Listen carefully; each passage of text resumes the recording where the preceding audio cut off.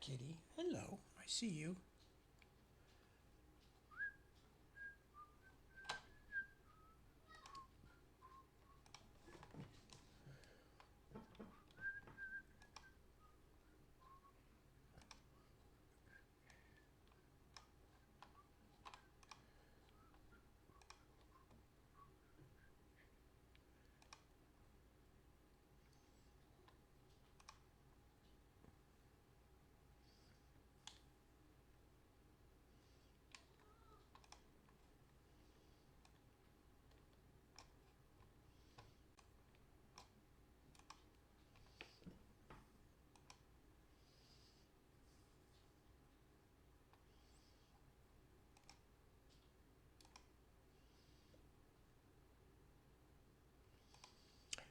And here we are. Hello, good evening, good morning, good afternoon, wherever you may happen to be in the world. It's technically morning here, although for me it's still yesterday and will be until I go to sleep, which I'm sure makes perfect sense to all of you because most of you are human. And those of you who aren't probably aren't listening. And especially if you're like my cats who are just twining in and out among the underside of the desk and my ankles, letting me know that even though they've already had treats for tonight, they should probably get some more, which we shall see what we shall see. Anyway, hello, I'm Tad. I will be here until 1. I will be out here for another 1 hour, is what I was going to say, till about 2 o'clock my time. It is currently 1 minute after 1 here in California. Quite nice sunny California today. I won't spend too much time talking about that because I know it's depressing to those of you who are in the middle of bomb cyclone country right now. And believe me, I am not gloating. It's everybody who lives in any part of the United States that I have ever talked to. It always has some local dangers and disturbances they have to deal with, whether it's like crime, tornadoes, earthquakes, lightning storms. And everybody always says, I don't know how you can live in wherever the other person lives, because I'd be terrified of whatever that other person's state has. And I remember this even when people would say this to Deborah, who lived in London during some of the worst IRA bombings. And in fact, she was she stayed home to study when one went off in her hometown, a place that she would have otherwise gone. And later on, once she and I had started our relationship, but I was still in America, an IRA bomb went off in London right across the street from her building and almost killed her assistant and our friend. So, and people would always say, how can you live in London, and Deborah's response was like, well, how could you live in tornado country? We all have our things to deal with. We also have all kinds of other things to deal with at a much more human level. Because of that, because of the incredible horribleness of politics right now, well, that's not the only reason, but it's one of the main reasons I'm having kind of a sad weekend. But I don't want to spend a lot of time on it. As I said, I consider this to be a refuge where people can just come and hang out, and we will deal with the fripperies of life, which includes my writing. Needless to say, I have greater ambitions than that. I don't want to be merely a fripper, which I assume is the noun for somebody who indulges in frippery, or merely a frippmeister or whatever. But I do think it's sometimes useful to, and especially with politics right now, because it is so unpleasant and it is very, very difficult to have a useful, productive conversation. So that is why I have avoided it. I will avoid it tonight. I am referring to it only obliquely, but it's tough sometimes to put on a showbiz face and get out and do things when you're feeling very, very sad about things. Anyway, enough of that. All the rest of the stuff is normal. There is no particular news to announce. The Splintered Sun is finished until copy editing. It has gone out. The map designs, or my kind of crude working maps, have gone off to Isaac Stewart, who will do the maps for Splintered Sun. I am currently working on trying to figure out what my next book will be and what it will be about. Deb is still doing her fabric art. The dogs are in the same sort of détente that they have been in for a while now. It's getting better slowly but surely. But both dogs are limping. So Johnny was always limping because he's got like arthritis or something. He's the old dog.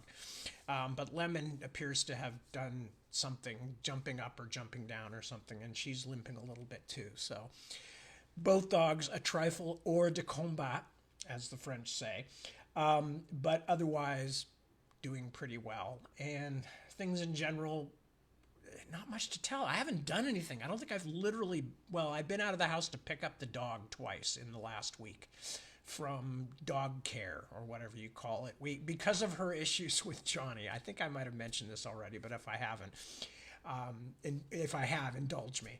But because she is young and bouncy and full of energy, and Johnny wants nothing to do with that crap, as far as he's concerned, it's just, he's like, old man saying, get off my lawn, get off my lawn, get off my lawn. And Lemon's going, come on out. It's fun out here, So a couple of days a week, she goes to somebody else's house who has a dog daycare, I guess. And she gets to run around with other dogs and chase and wrestle and be silly and do all that stuff that Johnny is unfortunately just not going to do with her.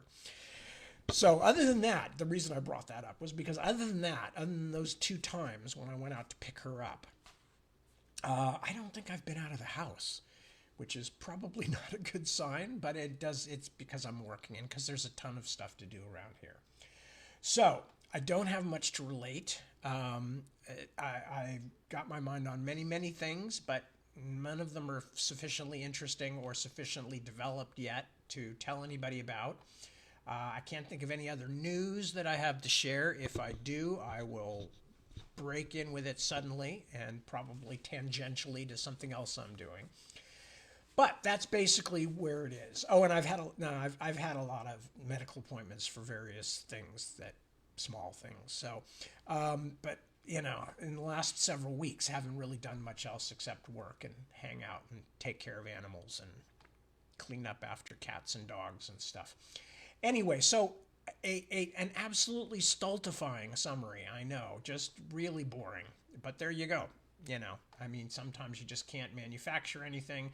And sometimes what that means is that I'm spending a lot of time thinking, which is actually what I do for a living. I write it down after I think of it, but basically what I do, the predominant amount of my hours are spent working on story ideas or developing things or doing research. I'll be reading along, not reading along, I'll be thinking along about oh, okay, maybe I could do something with this kind of a thing, and then I'll have a sudden thing of okay, but this technology level, would they even have those things, that kind of stuff. And so then I go off and spend half a day doing research, trying to make sure that everything seems to feel realistic, or as realistic as it can feel in a fantasy novel with monsters and ghosts and stuff and things, all the stuff that we put in these stories to make them fantasy stories, meaning to make them fantastic.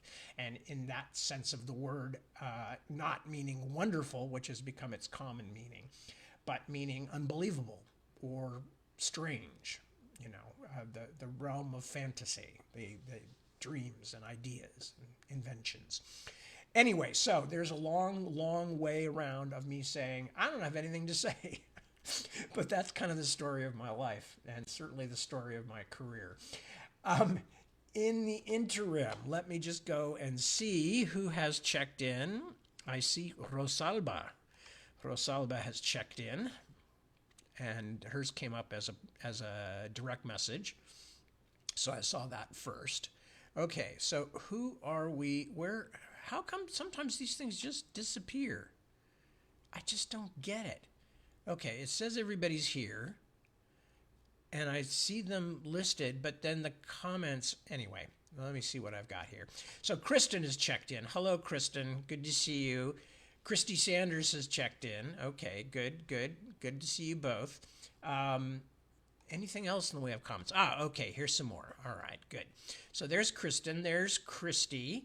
Sandra Theis. Hello, Sandra. Good to see you. Christina Spirer. Hello, Christina. Good to see you from icy and snowy Berlin. Ooh, I can feel it just hearing about it. Nicole also checks in to say hello from sunny but cold Germany. Suzanne Owen checking in from Yorkshire. And Suzanne has detected snowdrops, meaning spring is on the way. Mr. Mark Redman is checking in from Yorkshire on a slightly gray overcast morning. Chris Fobb, hello.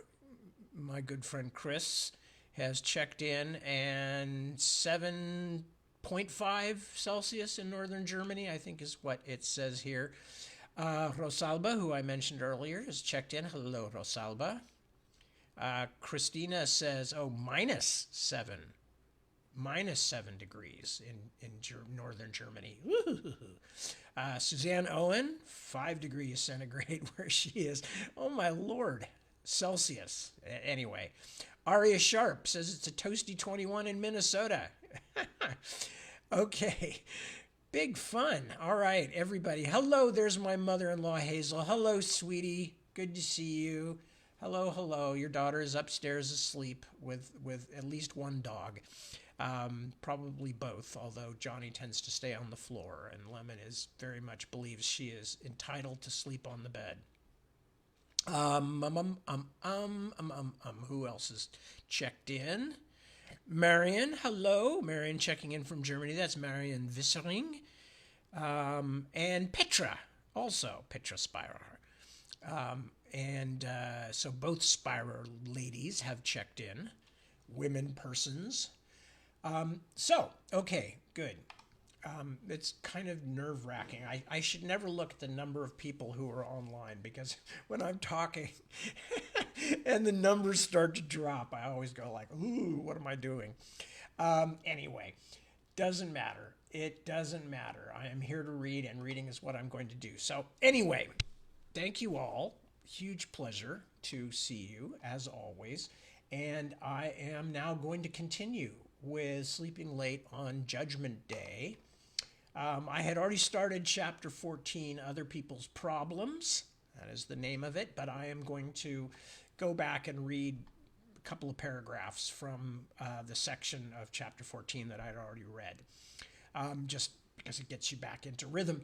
The main thing that happened last time, if you have not listened to it yet, or did not, or haven't read the book or whatever, was that Bobby finally told Sam about that Sam's Third Way group, which he has risked his life and an immortal soul to help, that the person, the angel who has been leading it, Kephas, is actually Anaita, and she's the one who is trying to kill Bobby. And he says this to Sam, and Sam's reaction is fury, disgust, disappointment, etc., and he basically walks out. And so that night, Bobby is sitting there thinking like, well, I don't have much left on my side. If Sam's gone, who do I have? Anyway, so that's where I'm starting, is at the end of a particular section there where he's just kind of gone through all that stuff. So continuing with Chapter 14, Other People's Problems. I wrestled with some heavy questions that night. Things that could affect not just my afterlife, but perhaps even the balance of heaven and hell. When at last I gave up on any really solid sleep and made myself some coffee, I had come to at least one major decision. Something that scared me badly, but which had to be done. It was time to sell my car. You are not serious. It was always hard to tell with Orban whether he was asking a question, making a statement, or talking to someone else entirely, because he didn't make a lot of eye contact, and was usually surrounded by bearded men who wanted his attention, a bit like Snow White during dwarf mating season. So I waited until the latest group of armament mechanics had eddied away. Orban repeated his earlier remark, which proved he'd been talking to me all along. "Wish I wasn't," I said. "I love that car, like an ordinary man loves his mother. More, because that car never gave me liverwurst for lunch or made me wear hand-me-downs to school. But I need the money, and I honestly don't know if I can ever drive it again without feeling like America's most wanted." Orban walked with me to the garage and pulled the tarp off my muscle car, my beloved AMC Matador machine. The coppery paint job and the black and white checkerboard upholstery were so beautiful I almost cried. "It certainly is an ugly fucker," he said, "but the engine runs like a dream. Nice new 401. "Don't remind me. Why did everyone have to talk shit about how my car looked? Didn't anyone in this town have any art in their souls? "I still owe you $10K. How much you think you can get for it?" If I can find a blind man who likes to drive fast, maybe 25 total." He squinted at me and frowned, which made him look like an Eastern European Popeye the Sailor. "How bad are things? If you really want to sell, I can give you another 10 now, if that will help." It would. It really would. I was already beginning to think strange, un-Bobby-like thoughts about holing up in the woods with a bunch of guns and growing a beard. Or maybe getting a job with Orban, since that's how everybody he employed already looked. But I definitely wanted liquid assets, and fast. Because of his business, or more specifically his brand of customers, Orban was always handling cash, which was well known among the drug dealers and smash-and-grab robbers who tended to patronize him, both for guns and well-armored vehicles. But even so, nobody had ever tried to rob him. This probably says almost as much about Orban himself as about the dozens of well-armed guys who worked there and were pretty much on the premises all night and all day. Orban claimed he'd been the designer for the cannons at the Siege of Constantinople. Don't bother to Google, I'll tell you. AD 1453. He might be nothing more than a formidable liar, but considering that my own girlfriend had been around that long, I was more willing than most to accept that as possible. He also claimed he had simply decided not to die, and that was why he hadn't. If you spent half an hour with him, especially if he was giving you one of those looks of his, you'd probably take his word for it, like I did. He isn't a big man, but he has presence like a porcupine has sharp stuff. In his office, he counted me out 100 Benjamins, and I signed off on the pink slip. Then he broke out a bottle of wine, and we had a drink. Here's another Orban tip. Never tell him the Hungarian stuff he drinks tastes like cow piss. He claims it's called bull's blood, but I think that's a translation error. I promptly gave him a couple hundred back for his guys to paint the ancient Datsun I'd been driving for a while, another Orban special. I would have liked a fresh start and a new, never-seen car in case I had to disappear, but I settled for having the old car sprayed in unexciting black. I'd throw some dust on it when it dried. While they were taking care of that, I wandered down to the salt piers to a little burger joint and had a late breakfast. While I waited for my hash browns, sausage, and eggs, I went through Fatback's Persian stuff again, then emailed him with directions on narrowing the search. Seagulls fought loudly on the railing outside the window. It was hard not to imagine that the crows who came to pick my bones when Anaita was done with me might sound a little like that. As I drove back across town, Sam's words were still stinging. Was he right? Was this all happening just because I was a stubborn asshole? I mean, nobody was arguing that I wasn't a stubborn asshole. I lost that debate a long time ago, but had I really brought this all on myself? After all, it was Sam who had first stuck the feather in my pocket. more or less. Inside the pocket had actually been inside a different part of time, and got me into this mess. Not that I was holding it against him, since it had led to Kaz. Of course, it had also led to the giant Sumerian monster trying to kill me, and Eligor having a personal grudge against me, and me going to hell. Actually, I was holding it against him. Bastard. Even after an hour or more under the hot lights, the car's new paint job wouldn't really cure for a month ago, but it was already dried shiny, so I turned off on the way back and drove along a couple of sandy dirt roads I knew that ran near the bay. Yes, I was pitting the new paint, but new wasn't the point. Different was the point, along with unremarkable. I had several important things to do, and I wanted to avoid attention. I had decided that no matter what Heaven thought about it, I had to get out of the Tierra Green apartments. Too many bad things had found me there. I had already packed a suitcase earlier with all my most crucial stuff. I wasn't taking much with me because I didn't want it obvious to either my enemies or my bosses that I had moved out, so I was leaving most of my crap in the old apartment. My new place? Well, let's just say I'd had an idea. Once I got near downtown, I called the cell phone number Helena, the red Amazon, had given me. I hadn't talked to them since the night of the swastikid, so I was surprised and pleased when she actually picked up. I told her I needed her and Oksana to meet me, told them where and what to bring, said I'd see them in an hour, then hung up. Once again, I was back in the middle of town with some time to kill, but I wasn't going anywhere near the compasses, especially in the Datsun.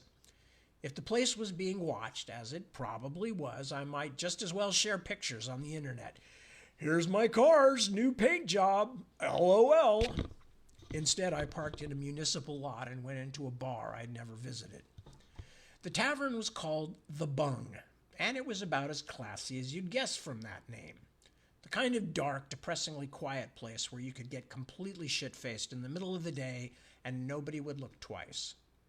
But all I wanted was a beer and some quiet to study the Persian stuff again, and even the beer was just a hair of the dog for my vodka-aching head. I still had some shit to straighten out with young Clarence, Mr. Hey, guess what? I'm gay, Mr. Hey, just dropped by without calling, but that would have to wait for another day. And of course there was still the matter of those black sun charmers, especially the bald one with the big bony fists who'd had so much fun with my face and ribs. Normally I would have already found those bastards and set their families on fire, but these were busy days. As I looked through Fatback's files again, I became more and more certain that there were 4 or 5 names in the Persian material that were real possibilities as a San Judas identity for Anaita, so I emailed George to focus on those. Then I just sat back in my booth and sipped my beer while some guy at the bar complained about his ex-wife. It was strangely soothing, listening to other people's problems. Evening was creeping over the city as I walked into Hoover Park. The lights of the tall towers downtown had mostly come on, so I was surrounded by bright windows that hung in the sky like square stars. I made my way to a bench on the southern side of the park, which I'd picked because the Amazons could walk there from our apartment house without too much trouble. 10 minutes later, I saw them, carrying duffel bags and looking pretty much like any number of other semi-homeless young people. I waved them over. "Let's take a walk," I said. We made our way to a more isolated part of the park, out by one of the children's play structures. At this time of the day, the only people in sight were a young mother with a couple of cranky, runny-nosed kids, but they were already packing up to head home. As I watched them walk off down the path, I asked Helena, "Now, tell me again what you two want. Exactly. And why you helped me." She looked a little surprised by the question. She looked even more surprised when I pulled out my pistol. "What is going on?" "It's nothing. The technical term is due diligence." Oksana, you sit down too. Their eyes were wide, but to their credit, neither of them looked anywhere near close to panic. I wondered how many bad situations they'd already seen in their short 20 or so years on Earth. Why is this? Oksana asked, pointing at the gun. Because I need answers, and this time I need real, truthful ones. First, your people, you Scythian, Amazon, whatevers, wanted the feather, and now you're trying to keep the horn away from the black sun. How do you even know the black sun? How do you know any of this? And why do you care? We know because the bitch Anahita has been our enemy for hundreds of years, Helena said. She made her Persian servants steal our sisters and put them in slavery. When? When all the Persians obeyed her, worshipped her. You do realize you're talking about more than 2,000 years ago? We do not forget, said Oksana. We were raised for not forgetting, added Helena. And how do you know about the black sun and their hairy pets? Helena nodded. Because after the feather and the auction, Black Sun got interested in you. But we know them already because they are in Russia too, and Russian Black Sun hate us Scythians. They call us race traitors and whores. She smiled. Oh, and lesbians, of course, but some of us are not so bothered by that. They tried to get into our camp. We killed one of them. After that, it is war between us. So they don't work with Anaita. No. I don't know why they care about the horn except that it is a powerful thing. Helena shrugged. We don't care about horn except to hurt Anaita. So you're out to overthrow a goddess, an angel. You do realize that's not going to happen, right? Oksana was still looking worriedly at the gun, but Helena seemed to have forgotten it. I made sure both of them had their hands in view and that neither of them could reach me easily. I have pretty fast reflexes, especially compared to a normal human, but I had seen the sharp things these ladies practiced with, and there were two of them. Also, I was reasonably sure that neither of them had drunk between 7 and many alcoholic beverages the night before. We fight a long fight, Helena said, a curl of red hair lying across her forehead like a bloody wheal. We keep her from winning. That is our victory. Our leaders tell us that because we don't have the feather, we cannot hurt her. But if we get the horn, we will hurt her in a different way. She will lose power. Well, Anaita would lose power over Eligor, that was certain. And if Eligor went down, he'd try to take Anaita with him. The Grand Duke was thoughtful that way. I hoped he had the clout to at least raise some very serious questions among her angelic comrades in heaven, if it came to that. So, it was nothing to do with me? Why were you living in my building? To watch you, Oksana said, not hurt you. Because lots of people know you are the man with the feather, explained her comrade. Now they hear you may have the horn. Very big news with some people, especially some bad people. We think Black Sun may come, so we watch for them. They must not get the horn. Helena shrugged. That is all. We do our job.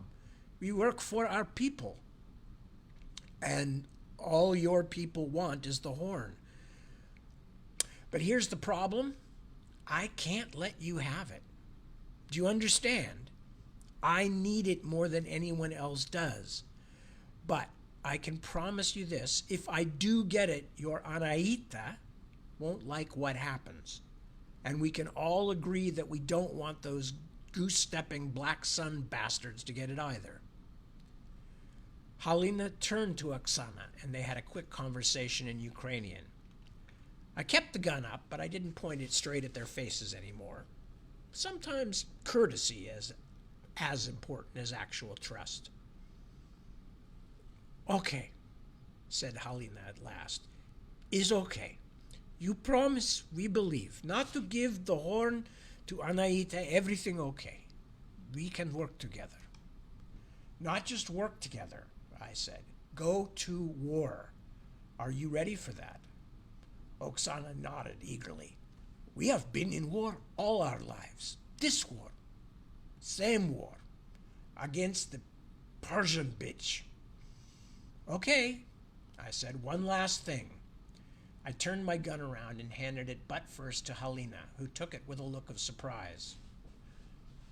Why? She said, eyebrow lifting. Not loaded? Oh, definitely loaded. Go on, look. I waited while she examined it and saw that it was jammed with shells. Silver, too. I've had to give up lead almost completely. Halina handled it for a moment, then pointed it at me. She looked quite capable of pulling the trigger if she chose. Why do you give this gun to me? Because I'm tired of not trusting people. Honestly, from here on in, I don't think I'm going to have time to do a lot of background checks. So, if it's really me you want, just shoot me now. I'm too tired for all the usual skullduggery. Halina looked at the gun, then at me. What is skullduggery? Never mind. Let me rephrase it. I'm too tired for the same old shit. Are we on the same side? If we're not, then just put 2 in my skull, and I'll see what comes next. Halina stared at me for a few seconds, looked briefly to Oksana, who also seemed quite prepared for anything, then handed me back the gun.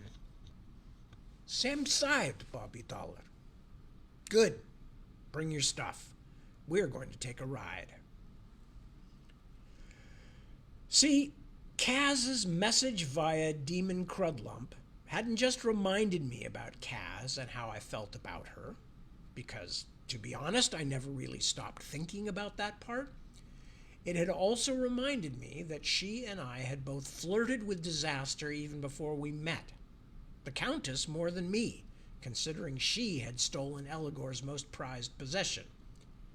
So why hadn't the Grand Duke just grabbed her and taken her back? Because, for part of the time, he didn't know where she was. That was the important part. I drove the long way round, making sure no one was tailing my new, old Datsun. We drove through the harsh neon glare of Whiskey Gulch and into a neighborhood tucked behind the stately homes along University Avenue. The Amazons were puzzled when I pulled into the driveway of an undistinguished apartment building, but they were positively astonished when I slid into one of the parking spaces and got out to punch a code into a panel disguised as a utility meter, and then the entire back of the garage opened up so we could get into Kaz's secret apartment hideaway. Being back there was definitely a mixed blessing for me. It was a great place to hide because, as far as I know, nobody on either side knew about it. I'd told Eligor everything he wanted to know because I was being tortured, kids. But as far as I remembered, he'd never asked about Kaz's hideout. Believe me, I'd have happily spilled that information to keep myself out of the burning flames for an extra minute, but it just didn't come up. Those who have not spent days feeling the skin singed off their body, regrown, and then singed off again are not allowed to comment on my lack of silent courage. No, seriously, shut the fuck up. You don't know anything. Anyway, I was talking about mixed blessings. Kaz's place was a hell of a lot nicer than my now empty apartment, but it was also the last place she and I had spent any safe time together. And the night we'd had there, well, night and morning, and not much sleep during either, had been without doubt the single best moments of my life. I'd known the code since our night together, but I'd never even considered using it before this, because I knew it would be painful to return. And it was. The Amazons loved it, naturally. They had been living like gypsies for the whole time they'd been in America, And I had a feeling the Ukrainian Amazon compound in the Carpathians wasn't any bower of delight either. Actually, from what they told me, it sounded like single-sex sadist camp. But ever since I got out of the counter-strike unit, I've had an aversion to discipline, as well as an even bigger aversion to segregation of the sexes. But now you would have thought Halina and Oksana were on vacation. They ran around looking at everything, fiddling with the television, touching the costly fabrics that draped the room, opening and smelling all Kaz's perfumes. Just the sense gave me a sharp pang in the heart, and marveling at the expensive clothes in her closet. I hadn't showered in about 2 days, so while they were having a half-serious pillow fight, I'm telling you, it was like taking teenagers to a holiday cabin. I went in and sluiced the dirt and sweat off me. Later I went out and fetched some dinner from an El Salvadoran place around the corner. The Amazons had never had panes rellenos and looked at me like I was a magician after they took their first bite. The little local joint turned out to be pretty good. We shared a few beers and then I gave them the bedroom.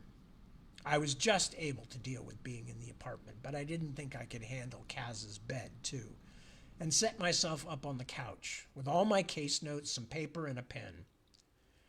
I sat up late, drawing little lines and arrows, trying to create a diagram that made sense out of all the connections and all the crazy shit that had been happening, something that would give me some perspective on what was going on and where I had to go next. What I was really doing was keeping my mind busy as a defense against early onset craziness. I woke in the middle of the night, having dozed off sitting up. As I made myself more comfortable, I heard noises from the other room. At first I thought from the thumping noises and occasional cries and grunts that the Amazons were sparring, but I realized after a while that they were almost certainly involved in a much friendlier interaction. It went on for a while. A long while. Ah, the irony. Hidden away from the world, rejected again by the woman I loved, alone with a couple of hot young Amazons, and I was the guy out on the couch listening in like a sad old pervert. Not that I had any choice about listening. But even if I had been interested, and they had been interested too, I was still a man in love, and I had to stay true to something, even if that something was only self-denial. Can't say I enjoyed it much, though. Chapter 15, Fun in America. When morning came, I left the Amazons sleeping the sleep of the semi-innocent and wandered out of the apartment into the meticulous brick courtyard, trying to see how far I had to go to get a cell signal. Kaz's apartment was shielded against cell calls to prevent the location being traced, which was good for discretion, but bad for communication, and I had no idea how trustworthy the landline was these days.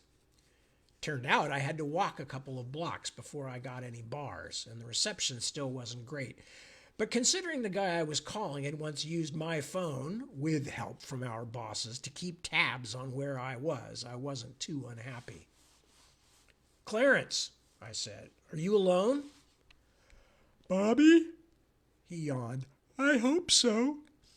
"You sure you don't have a little Wendell or a Wendell surrogate of some kind stashed away there under the counterpane?" "What's a counterpane?" "No, there's no one here." Ignorant youngster. "We need to meet up, and I'm not driving all the way to your place. So get a cab or something and meet me in 20 minutes at the diner where you met the Solihuls. Remember the Ghost Sisters?" "Yeah, I thought so. And make sure nobody follows you." I hung up before he could protest. I didn't really care about driving that far, but I'd gone to all the trouble of painting my car to look different, so I wasn't going to blow it by driving up to some known place and displaying it to anybody who might be watching. I picked up some coffee at the local Forked Mermaid franchise and a couple of vaguely healthy-looking muffins for the women. When I got back, Oksana and Halina wandered out in t-shirts and underpants, so I adopted a stern, paternalistic air to disguise the fact that all this free-range femininity was starting to get to yours truly, who, except for a couple of stolen hours in hell with Kaz, had been living a monastic life for months. Okay, women friends of complete equality, come and get some coffee into you, and then let's make a shopping list. Guns? Asked Oksana brightly. Bigger knives? Helena suggested. I had a bowie knife, but I lost it on the bus. I figured out after a moment that she was talking about a bowie knife. Those usually run about 8 inches of blade or so it must have made quite a clunk falling out of her duffel bag. No, not weapons. That comes later. Today, I need you to find yourself some disguises. Nothing too ambitious, just a couple of wigs and some civilian clothes so you don't look quite so much like an Estonian punk rock band. You don't like this clothing? Oksana pulled up her sleeveless t-shirt, exposing way more of her underwear and flat tan stomach than I really wanted to see. After all, I may not be human, but I'm still only human. Not for the kind of stuff we're going to be doing, I said, looking resolutely into her eyes instead, which were also kind of fetching. If I hadn't seen all the weapons in their apartment or the way she stabbed that hairy little monster, I would have pegged her for a poli-sci major who was also a cheerleader, which probably demonstrates which way my fantasy life is inclined. Let's make a list. When we were done, I gave them some cash and drew a map so they could find their way discreetly to the other side of the freeway. Ravenswood was a pretty small part of town, especially the shopping district, but I figured they could find what they wanted in thrift stores. Then I taught them the combination of the apartment and reminded them not to bring anything or anybody home, or I'd have to kill them. Daddying done, I set them free, like the fierce Ukrainian she-creatures they were, to romp among the used pantsuits and granny scarves. I got to the diner early, checked it out, then parked the car and walked back from a block or so away. It wasn't all that nice a place, but I hadn't been there for months, not since the Solihull sisters had given up haunting the place and moved somewhere else, so I figured it wouldn't be on any list of my main hangouts. Plus, it had a back door. I liked those. While I waited for Clarence, I sifted through the latest information my porky source had sent me. There was some good stuff in this shipment, so even though George was almost certainly squatting naked in mud at that moment, aware of nothing more complicated than a strange aversion to applesauce and sauerkraut, I sent him a thank you he could read later. As I did, I noticed that he'd appended a little note to the information he'd sent me. Hi, Mr. D. Guess what? I have worms.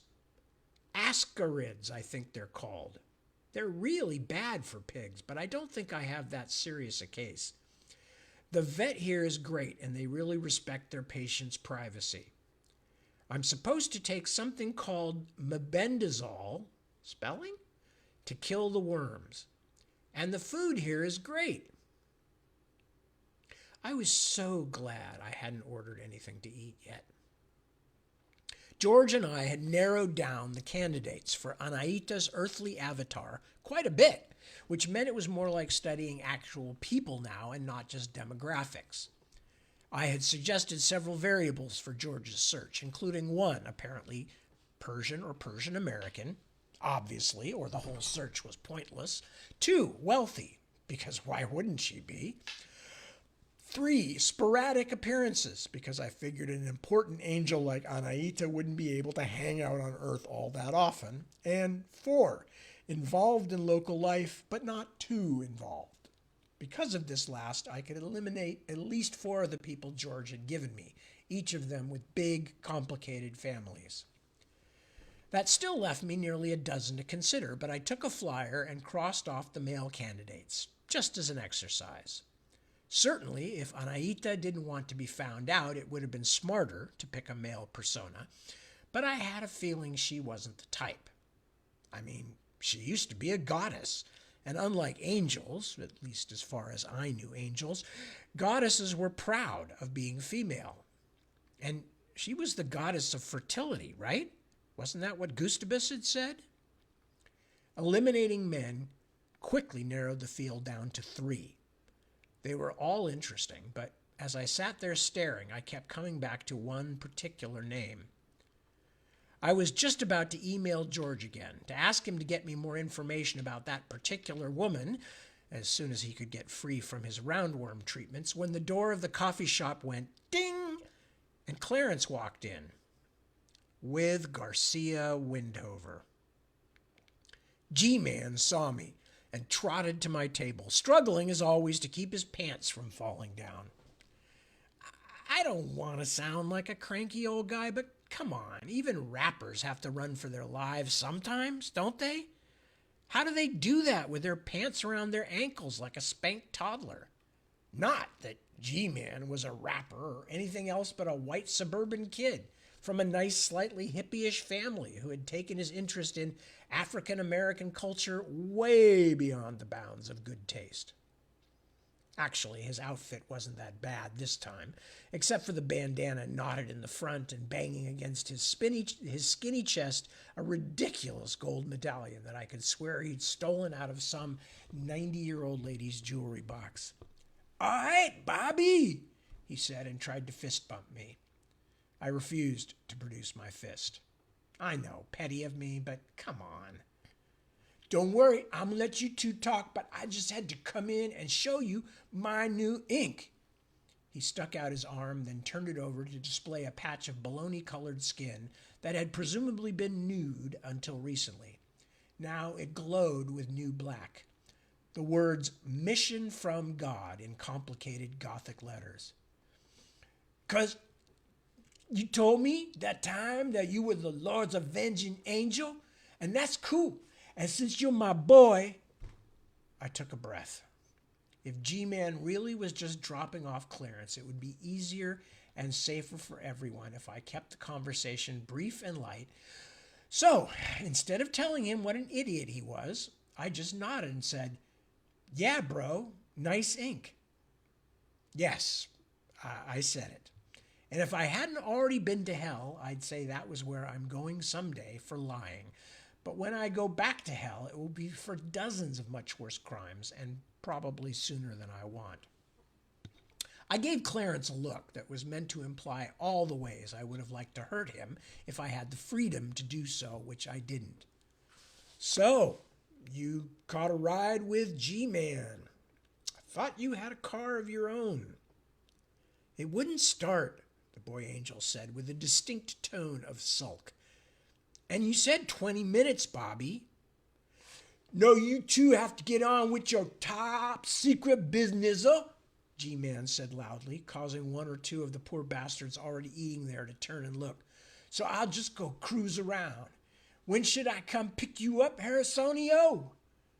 While they worked details out, I just sat there with one eyebrow so far up it was almost painful. When he'd finally gone, Clarence turned back to me with a defiant look already on his face. "Harrisonio?" I said.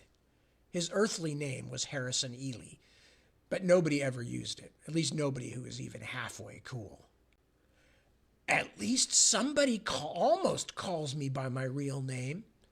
"I never realized you were a gondolier. Hey, I'll call you Harrisonio too." "Please don't." He picked up the menu. "What's up?" "Whatever you do, don't get the corned beef here. It's made from people. Ugly, dry people. Other than that, you're on your own. I'll tell you the details after you've ordered." When we had summoned a harried-looking guy in an apron and told him what we wanted, I said to Clarence, "Now, do me a big favor and run down everything that happened before you met me and Sam." "What do you mean? Like before I died? I don't know that. Neither do you." "No, dumbass. I'm talking about your angelic life." "Why?" "Just humor me." I'd coaxed what I believed were honest answers out of the Amazons by pointing a gun at them, but that didn't seem appropriate here. For one thing, coffee shop, broad daylight. Also, if Clarence was still a stooge for our bosses, he'd just get rebodied if I plugged him, so it wasn't much of a threat. especially since he hadn't already died a couple of times like some of us had, so he didn't yet know how painful it could be. The kid sipped his iced tea and told me how he'd woken up in heaven, a story that was pretty much like mine until he was sent off to work in records, which, as Clarence told it, had been a job of serene, fulfilling boredom. Fulfilling for him, boredom for anyone with half an ounce of interest in reality, including me. But I wasn't judging, just listening. Then, after I'd been there a while, my boss told me somebody wanted to talk to me. I went to this place and met this angel I didn't know, but he was really shiny, really bright. I could tell he was somebody important. Who was he? I didn't recognize him. And this was still in heaven? He shrugged. As far as I know. We paused when the food came. I was still feeling a bit unmanned by resuming my relationship with hard liquor the other night, so I mainly stuck to carbs, waffles, and hash browns, with some fruit just to make me feel virtuous. I watched Clarence eat some of his blueberry pancakes before prodding him to continue. Anyway, so this shiny angel said that heaven had something very important for me to do. Something I was going to do that would make the highest proud of me. It didn't really sound like I had any choice, so I said yes. Next thing I know, I'm on Earth. Really? You sure? About the Earth part? I think so. It was like a warehouse or something, but it wasn't anything like any part of heaven I'd ever seen. And it smelled. Things I'd never smelled in heaven. Sweat, machine oil, and the sounds were different too. He stopped with a fork in front of his mouth. Now that I'm talking about it, I kind of thought differently after I got there too. Clearer about some things, less clear about others, and I wasn't as happy as I'd been. That did sound like he'd been tossed out of heaven's nest. Okay, then what happened? I more or less got trained in some very basic stuff, how to use the needle gun they gave me and a few other things. And the phones, especially the tracking software. There were about 10 other angels there too, learning stuff like I was. We sparred sometimes. He shook his head. I wasn't very good at that. Hang on. You were being trained on Earth with a bunch of other angels? Trained with guns? And this wasn't Camp Zion, the big camp in the middle of the desert? I'd been trained at Zion, along with every other angel that has ever been in a Counter-Strike unit. If someone was training angels in a different location to do Counter-Strike work, that wasn't just news to me, it was worrying news. How big was the shit going on up there? I don't know where it was, Bobby. Just this place Samkiel sent me. But there wasn't a desert. Whoa, hang on, cowboy. Who's Samkiel? The shiny angel who sent me there in the first place? The important one? I heard one of the other angels mention his name once, and people weren't using names around that place much. So I remembered. Okay, Samkiel. I didn't know the name, but I filed it away for later. That's something. Then what happened? He looked embarrassed. I'm not exactly sure. To be honest, for a long time, I hardly even remembered any of this, but once I started hanging out with you and Sam, it started to come back a little. He looked up at me. Hey, where is Sam? How come he never comes out with us anymore? I sat back and drank my coffee, thinking. I couldn't find any holes in Clarence's story. Not that that proved anything.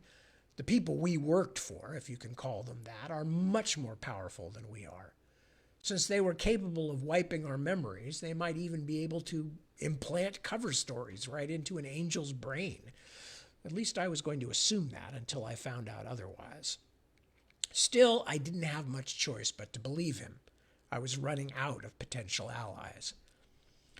Sam and I had a bit of a disagreement. That's why I need to be able to trust you, and why we're starting with History 101. Trust me? Didn't I do that feather thing with a guy from hell with you? Totally against every rule. He stopped scowling. What do you mean disagreement? All right, argument. To put it more clearly, Sam said I was a stupid, paranoid dick. I'll tell you all the fun details some other time. I don't think he's given up on me, but I also can't count on him right this moment. So I need you, kid. For what?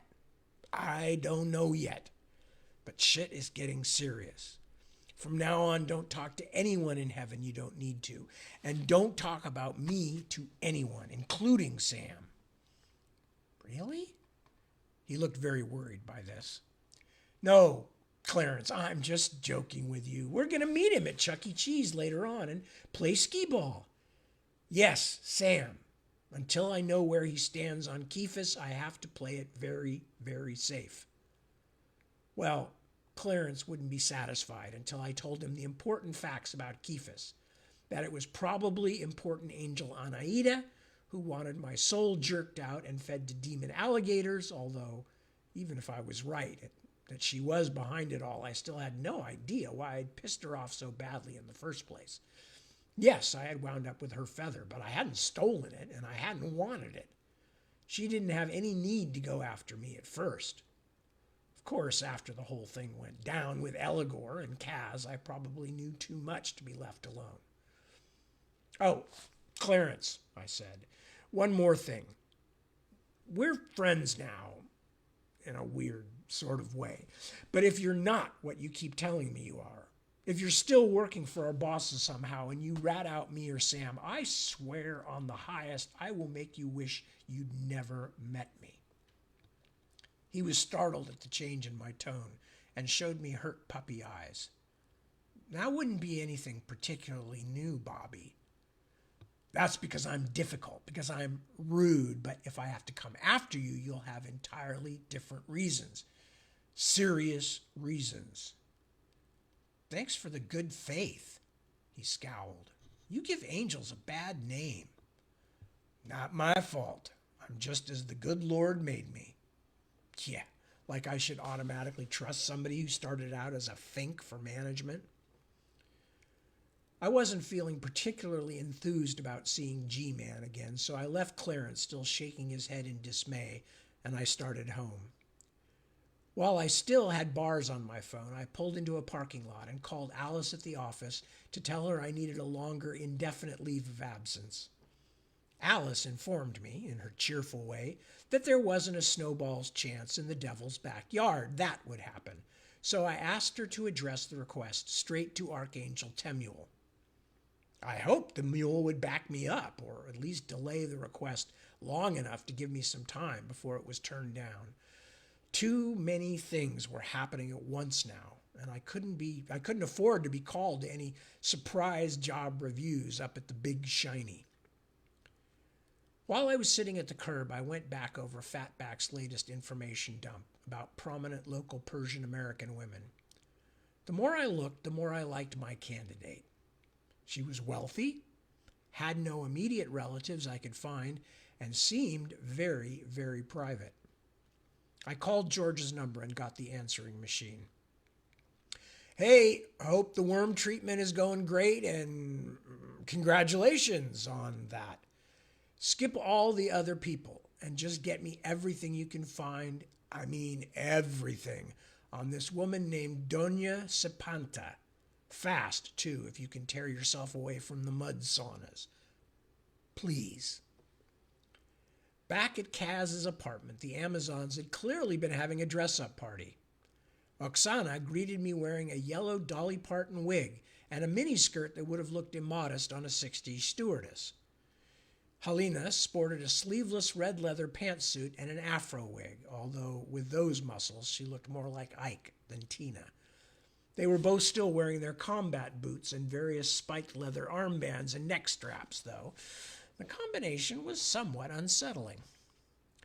Luckily for you two, I already have enough money, or I'd be pimping you out to the small but select militant Nancy Sinatra bondage dyke market, I said. No, you both look great, but I I think we'll tone it down just a touch when we go into action. Not too much, said Helena, primping her wig. This is most fun we have in America. Our great nation has that effect on tourists, I said. You're not the first, and you won't be the last. As entertaining as it was watching two young women enjoying themselves, getting in and out of clothes, it only made me wish Kaz were there. I locked myself in the bathroom for a while so I could concentrate on my work.